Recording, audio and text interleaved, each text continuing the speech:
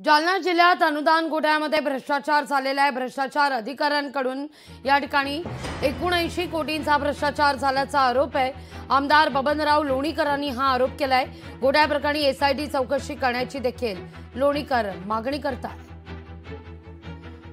शासनाने अनुदान मंजूर केलं, अतिवृष्टीचं अनुदान, गारपिटीचं अनुदान, वाटपामध्ये 100 कोटीचा घोटाळा झाल्याच्या तक्रारी शेतकऱ्यांनी माझ्याकडे केल्या होत्या।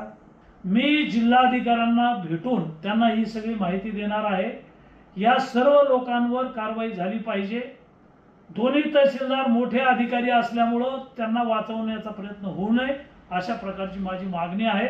आणि मला खात्री आहे जिल्हाधिकारी दोन्ही तहसीलदारवर कारवाई करतील, 74 लोकांवर कारवाई करतील आणि 63,000 शेतकऱ्यांचं अनुदान गांबड घनसावंगीत मिळालेलं नाही, त्यांना अनुदान देण्याच्या संदर्भात सुद्धा मी सभागृहात बोललेलो आहे।